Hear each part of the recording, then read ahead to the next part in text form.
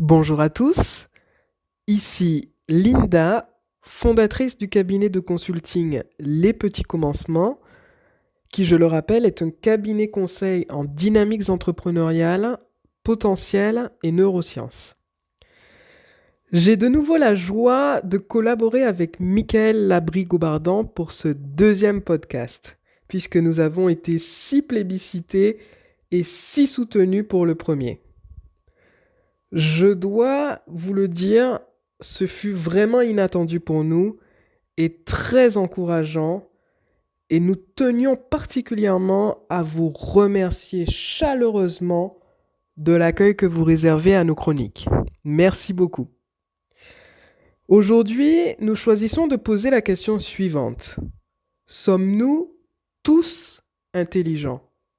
Je dis bien, sommes-nous tous intelligents? La question se veut à dessein polémique et elle va réveiller chez vous des sentiments peut-être contraires. En effet, que se passerait-il si nous répondions oui? Ou même si nous répondions non? À l'aune de quelle structuration cognitive et neuronale mesure-t-on l'intelligence de quelqu'un? Sachez que cette question a été et est encore très étudiée dans les domaines de la psychologie et des neurosciences, et j'aurai plaisir une autre fois à vous faire part d'une expérience neuroscientifique qui a été menée sur une pie européenne en 2006 nommée GERTI. Et d'ailleurs, vous y apprendrez que l'expression cervelle d'oiseau, en réalité, n'a aucun fondement. Mais nous y reviendrons pour une prochaine fois.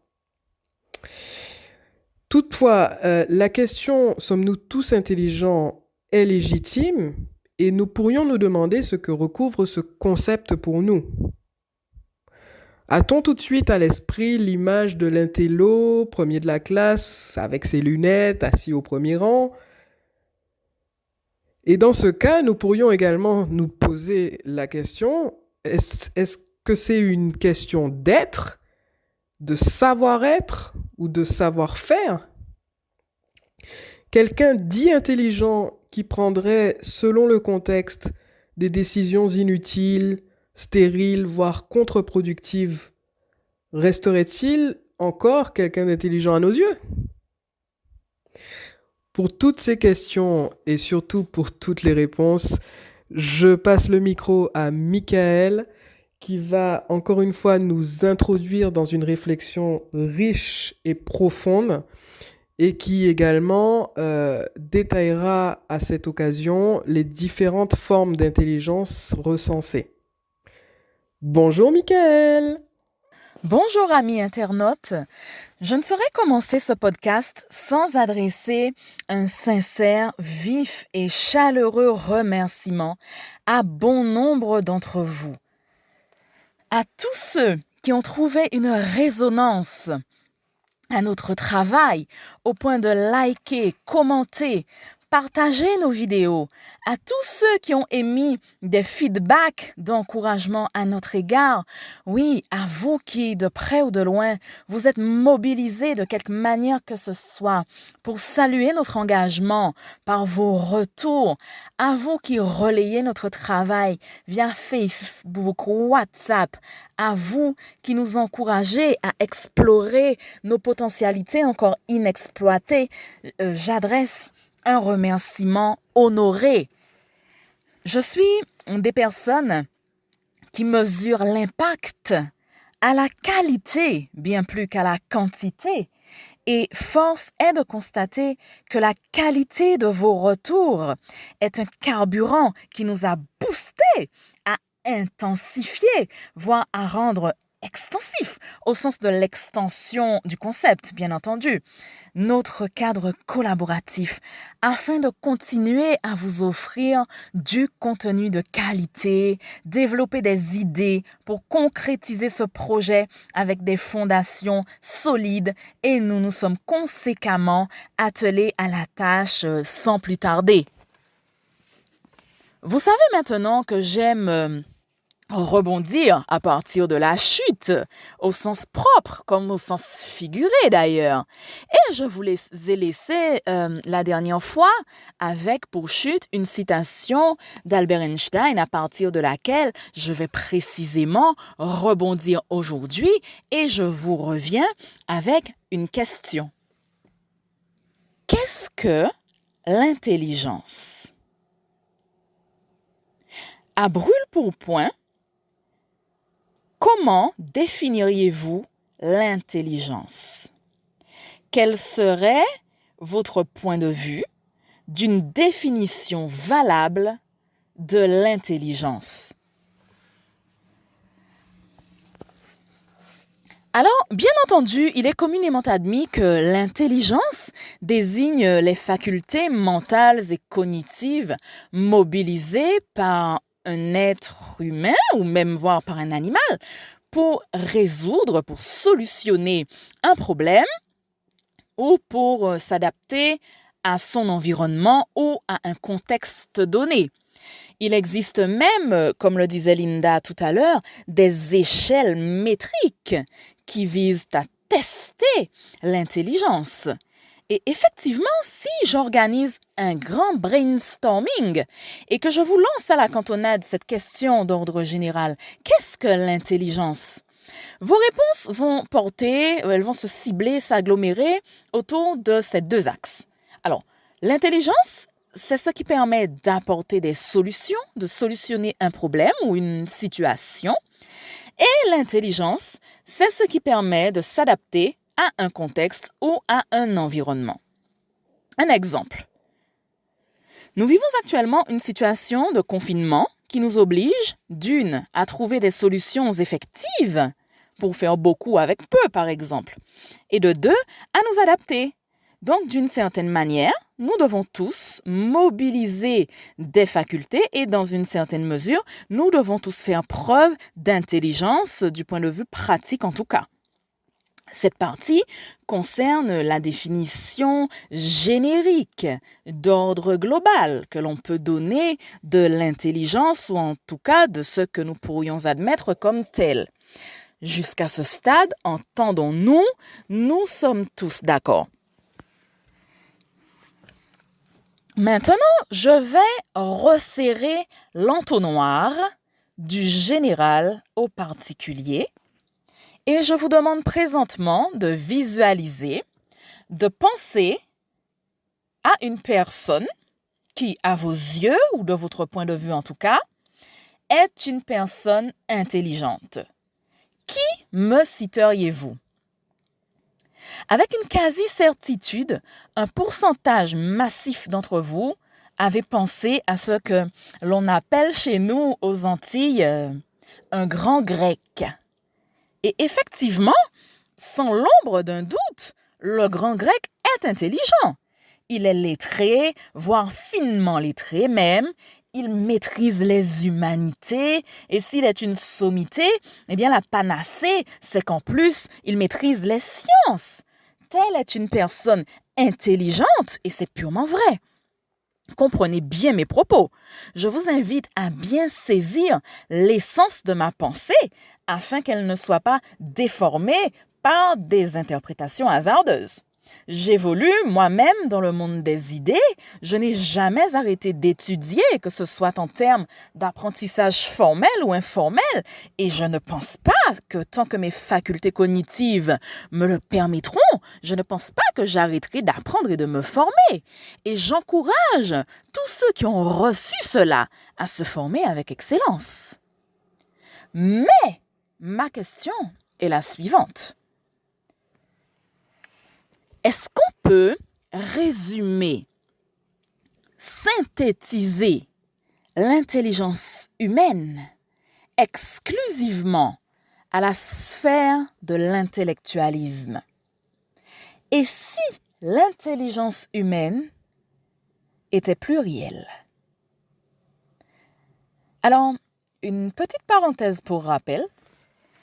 Mon approche s'inscrira encore et toujours à partir de la dynamique de la vision chrétienne du monde, puisque c'est celle qui a remporté l'adhésion de mon cœur. Et je ne parle pas de dogmatisme, mais bien d'adhésion de cœur. Et d'ailleurs, même celle aussi de mon cerveau, puisque l'une des valeurs phares dans ma vie, c'est le sens. Et la vision chrétienne du monde apporte des réponses pertinentes au vide existentiel et à la quête de sens auquel est confronté tôt ou tard tout homme qui réfléchit ne serait-ce qu'un tout petit peu à la question du sens et de sa propre finitude. Et pourquoi, encore une fois, j'insiste là-dessus ? Eh bien, parce que, vous en conviendrez avec moi, l'on n'adoptera pas le même angle d'approche, l'on ne saisira pas l'angle de la même façon, en tout cas, selon que l'on croit. Alors que l'homme est un animal évolué, juste doté de performances un peu supérieures à celles de ses congénères et dont l'histoire va définitivement s'éteindre avec sa finitude, on n'adoptera pas la même approche et la même définition des choses si l'on croit et défend cela que si l'on croit et défend la sacralité de la vie humaine dès sa conception et sa destinée éternelle. Je le souligne parce que la vision du monde sous-tend, colore, teinte les arguments et les éléments de réponse que l'on va apporter à toute question importante, notamment sur cette question de l'intelligence. Que dit l'Écriture ? Eh bien, d'une manière générale, déjà, l'Écriture parle de la sagesse infiniment variée du Créateur qui se reflète à travers ses œuvres. Et infiniment variée, cela ne veut pas dire standardisé. L'Écriture définit le Créateur comme le Père des Lumières, par devers lequel il n'y a point d'ombre de variation, et de qui descendent et sont distribués par pure grâce tous les dons parfaits et excellents. Alors, si tout ce que donne le donateur est excellent, et si je rapporte cela à la sphère de l'intelligence englobée dans ce tout, d'où vient une telle hiérarchisation qui valorise certains talents ou certaines formes d'intelligence, parfois au mépris d'autres? Je vous ai dit que je vous exhorterai sur la base d'outils qui vont vous permettre d'aiguiser votre pensée critique par rapport à certaines représentations que l'on porte en soi, mais qui ne sont pas justes du point de vue scripturaire. D'où vient cette influence? Tout à l'heure, je vous citais une expression qui a possiblement fait sourire certains. Je vous parlais du grand grec. Ce n'était pas anodin que j'en parle de cette manière. En fait, je suis en train de vous amener quelque part. La valorisation exclusive d'une certaine définition de l'intelligence vient justement de l'influence de la pensée grecque. Alors aujourd'hui, je viens défricher le champ de la compréhension des choses en vous apportant un éclairage sur deux modes de pensée. La pensée grecque, qui est celle qui imprègne notre manière de réfléchir en Occident, versus la pensée hébraïque, qui est le vecteur de la pensée scripturaire et qui peut nous permettre de réformer nos anciens schémas. Alors, par rapport à mon propos, pourquoi une définition unilatérale de l'intelligence? D'où ça vient? J'imagine qu'à ce stade, vous êtes curieux. Vous voulez comprendre les rouages derrière ce que l'on admet communément sans se questionner davantage. Eh bien, cette définition unilatérale de l'intelligence version grand grec, elle vient justement de ce que les Grecs étaient les chantres de la linéarité. Ils faisaient l'apologie de la linéarité dans la manière de faire, de définir et de considérer les choses. Et c'est cette façon qui s'est incrustée en profondeur dans les conceptions les plus courantes en France et dans tous les pays occidentaux. Tout s'est centré sur un mécanisme de linéarité jusqu'à la définition de l'intelligence. Et c'est cette influence de la pensée grecque qui a aussi imprégné les représentations au point, pour certains, de nourrir la croyance que tout ce qui n'est pas linéaire est forcément instable. Mais ce n'est pas nécessairement vrai. Alors, ça peut l'être. Une personne qui n'arrive pas à construire, mais dans aucune sphère de sa vie, qu'elle soit professionnelle, relationnelle, émotionnelle, alors oui, il y a peut-être une instabilité. Mais une personne qui, par ailleurs, est stable dans tous les autres domaines de sa vie, mais qui aurait ce que la société définit comme une trajectoire atypique, n'est pas une personne instable.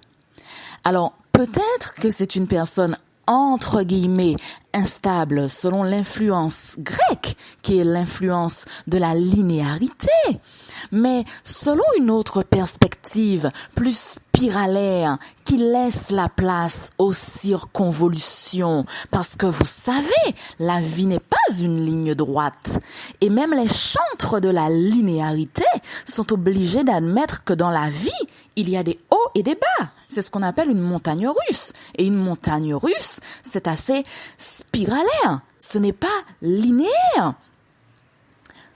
Donc, si on reconsidère les choses, les parcours dits atypiques peuvent révéler des personnes dotées de multipotentialités. Et quelle richesse!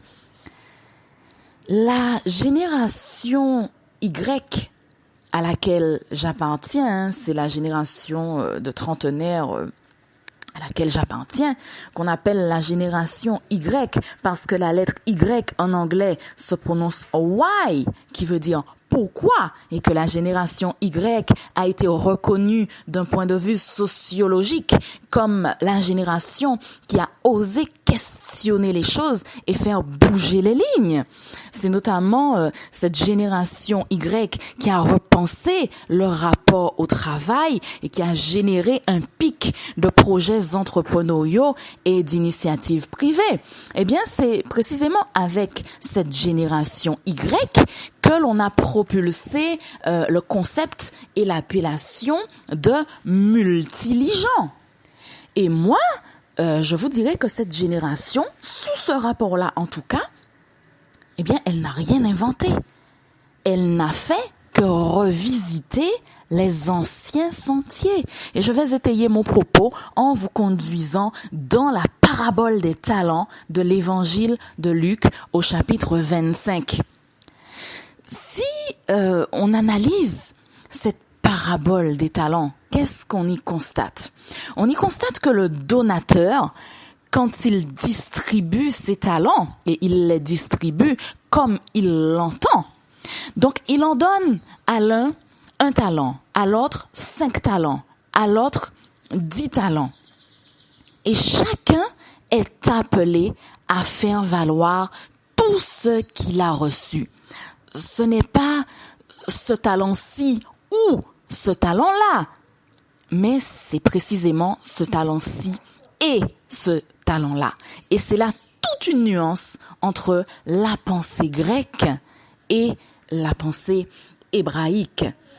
Et confidence pour confidence, si on doit être profondément honnête, nous admettrons que beaucoup d'entre nous ont avancé dans la vie avec la pensée du dualisme entre le fait qu'il y aurait les intellos d'un côté et les manuels de l'autre. J'ai moi-même avancé sur ce terrain glissant jusqu'au jour où un texte de l'écriture m'a percuté. Alors quand ça arrive, qu'est-ce qui peut se passer? De deux choses l'une. Soit on voit ce qui est écrit noir sur blanc, mais l'inconfort que cela provoque fait qu'on préfère rester de mauvaise foi et qu'on va essayer de chercher toutes sortes de prétextes pour s'accrocher à nos anciennes croyances et les légitimer. Et c'est bien dommage parce que ce n'est pas cette attitude qui nous fera avancer. Ou soit on opte pour le fait de se laisser transformer par le renouvellement de notre intelligence dans notre manière de penser. Et ça, C'est une attitude certes très inconfortable, car cela implique l'humilité d'admettre qu'on s'est trompé, de reconnaître qu'on a fait fausse route. Mais c'est une attitude salvatrice. C'est celle qui nous permet d'avancer et celle pour laquelle j'ai opté à titre personnel. Je vous parlais donc de ce texte qui a radicalement réformé mes vues et c'est le suivant. Vous le trouverez au 31e chapitre du livre de l'Exode. Tenez, l'Exode justement, la Pâque approche, alors bonne lecture. Voici le texte en question. C'est l'Éternel, donc Dieu lui-même, qui s'adresse à Moïse. Vous savez que Moïse a été un libérateur du peuple. Donc Dieu s'adresse personnellement à Moïse. Il parle à Moïse, mais à propos d'un tiers. Donc il vient lui parler de quelqu'un parmi le peuple et il lui dit ceci. Sache que j'ai choisi, j'ai appelé par son nom, Betsalel, fils d'Uri, fils de Hur, de la tribu de Juda. Je l'ai rempli de l'Esprit de Dieu, de sagesse, de savoir et d'intelligence pour toutes sortes d'ouvrages.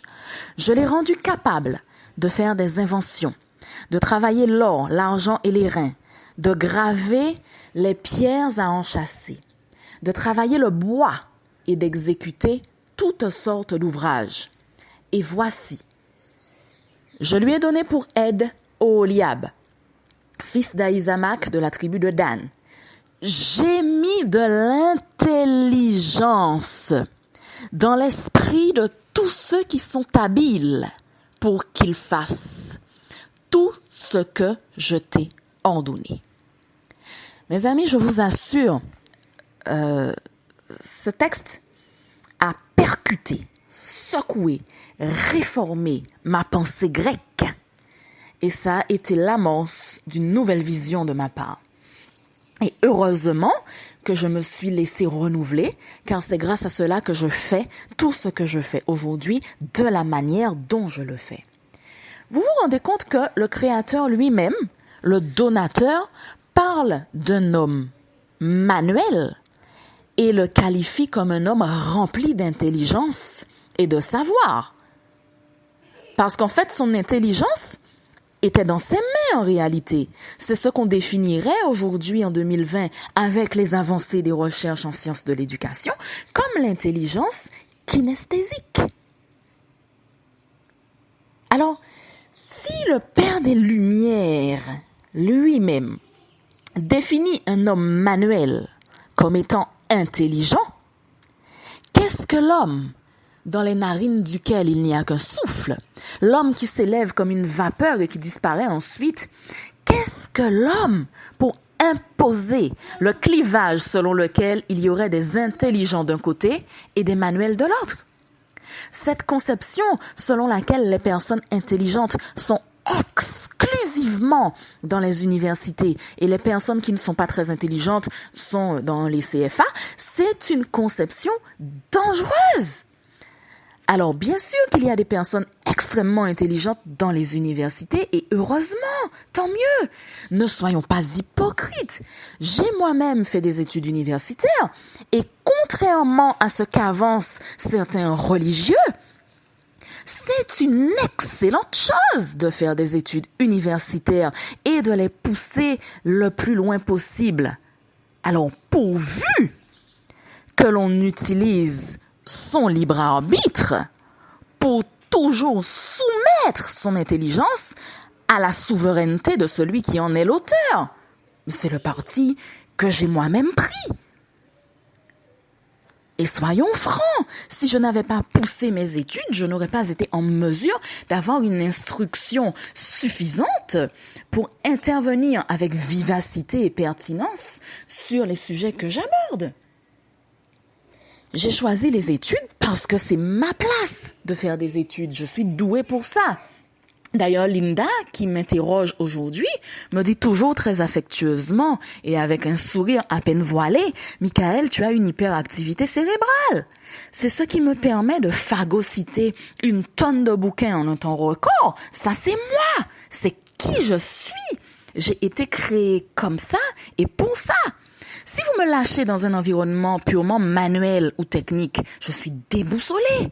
Mon univers, ce sont les livres et le monde des idées. Ça, c'est clair et je l'assume. J'écris plutôt bien, je parle plutôt bien, mon message porte, en tout cas, il atteint mon cœur de cible et c'est tout ce qui m'importe. Je suis dans mon élément. Donc, je ne suis pas en train de dévaloriser la connaissance intellectuelle. Aucunement. Ce serait d'ailleurs de ma part le summum de l'hypocrisie. Ce que je suis en train de dire, par contre, c'est qu'il faut arrêter ces acceptions de personnes et d'admirer les personnes par motif d'intérêt. Il faut arrêter de se hisser sur le piédestal des présomptueux parce qu'on a un peu d'instruction et de se servir de cette instruction pour dévaloriser les autres. J'ai 2 fils et je les éduque à considérer avec exactement le même respect un éboueur et un astrophysicien. Et j'insiste lourdement, je suis intransigeante là-dessus, exactement avec le même respect. Nous sommes en crise sanitaire. Si demain l'approvisionnement ne se fait plus, nous verrons l'importance du petit cultivateur qui se trouve dans le rayon d'1 kilomètre de notre domicile. Si demain le confinement devient absolu pour tout le monde et que les éboueurs ne passent plus, ce n'est pas le fait d'avoir lu Othello de William Shakespeare en version originale qui nous aidera. Donc, si tu es un intellectuel, c'est génial, tu es intelligent. Et si tu es manuel, c'est génial aussi, ne complexe pas, tu es intelligent. Tout le monde n'entre pas dans le même moule. Maintenant, nous allons aborder le dernier versant de mon message. Je vais éclairer votre lanterne sur l'origine de cette valorisation d'une certaine conception élitiste de l'intelligence au mépris des autres. Eh bien, les raisons sont à la fois d'ordre culturel et historique. Je vous invite à remonter avec moi virtuellement, évidemment, le cours du temps. Et je vous invite donc à un voyage historique. Je vous invite à m'accompagner puisque je vous amène au temps de la révolution industrielle en Europe et aux États-Unis. Alors, quand je vous dis révolution industrielle, pour tous ceux qui ont déposé les manuels d'histoire depuis un moment déjà, pour rappel, la révolution industrielle a pour période la seconde moitié du 18e et la première moitié du 19e. Et que se passe-t-il simultanément à cette révolution industrielle? Quelque chose m'a interpellée. Eh bien, simultanément à la révolution industrielle, si je reprends mes cours d'histoire des idées éducatives, qu'est-ce que je constate? Qu'est-ce que j'ai constaté en tout cas? Eh bien, j'ai constaté que simultanément et parallèlement à la révolution industrielle, on a assisté à quoi? À la massification des systèmes d'éducation. Qu'est-ce que je veux vous amener à comprendre par là?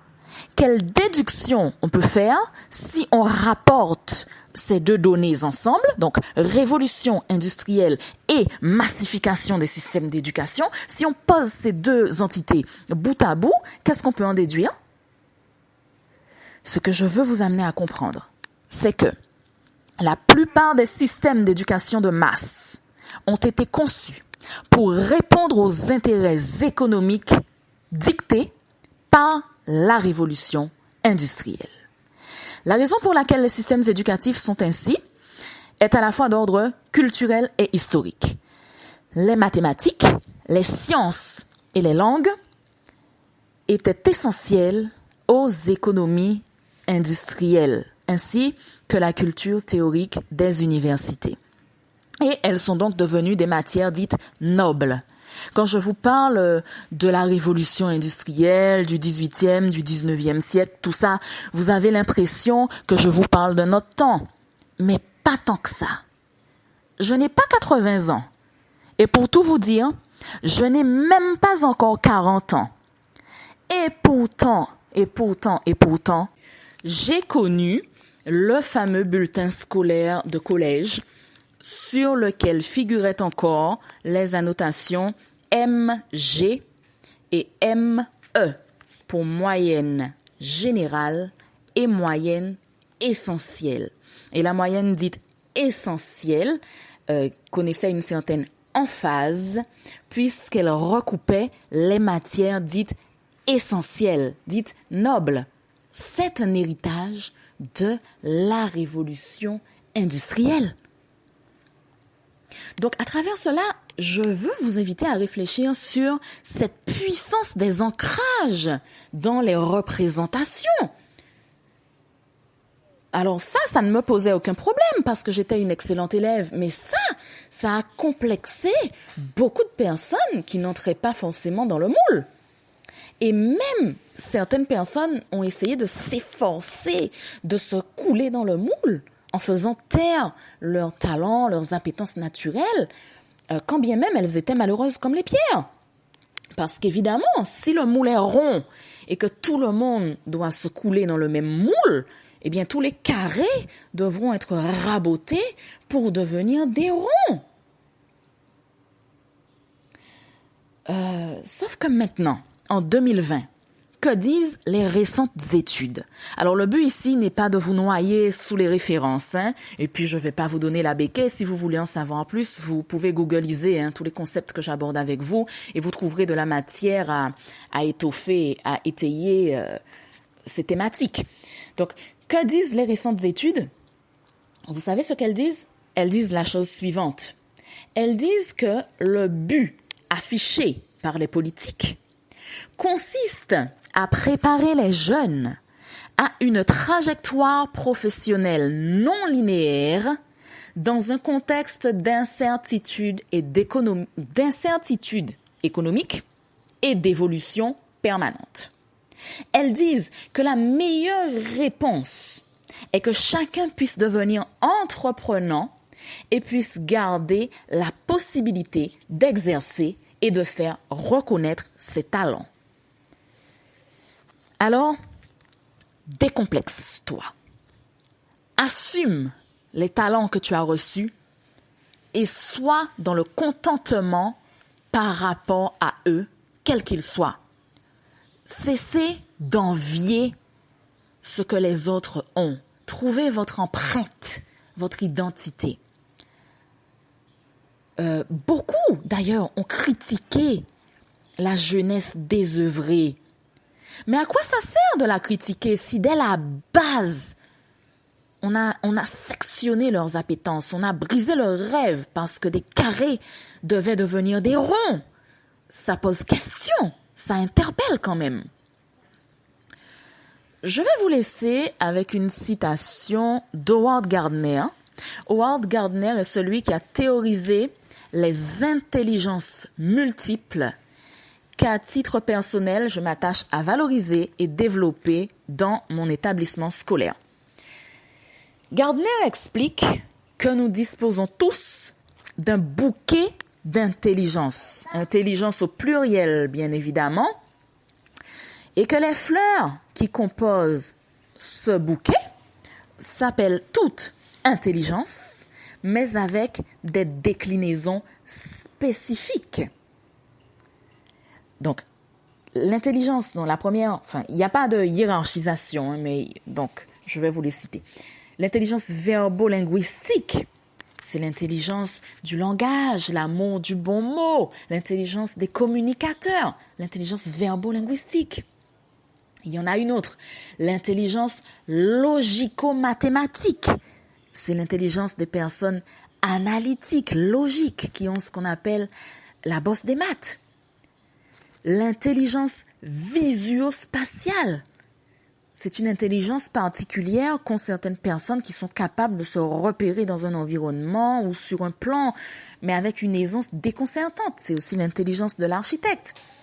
L'intelligence rythmico-musicale, l'intelligence du musicien, on dit avoir le rythme dans la peau.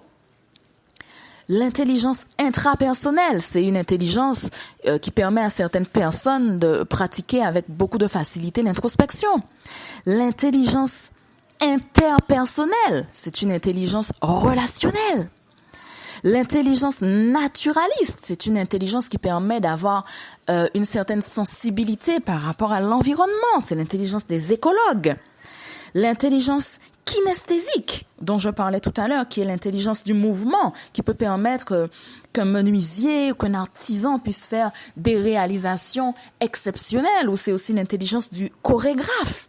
Et l'intelligence spirituelle qui va faire que certaines personnes auront une prédisposition, un appel particulier pour creuser les profondeurs de la parole de Dieu, par exemple. Je vais parler de quelqu'un qui a un appel de prédicateur, c'est un exemple. Donc, nous avons ce bouquet d'intelligence pour englober toute la diversité et la beauté de l'intelligence humaine qui se décline, qui a des déclinaisons avec des petites fleurs verbolinguistiques, logico-mathématiques, visio-spatiales, rythmico-musicales, intrapersonnelles, interpersonnelles, naturalistes, kinesthésiques, spirituelles, avec une composition florale différente chez chaque individu.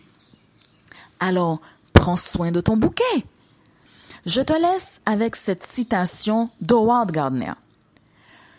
Le prodige se définit par l'aisance et même parfois la grande facilité avec laquelle il maîtrise un domaine déjà existant.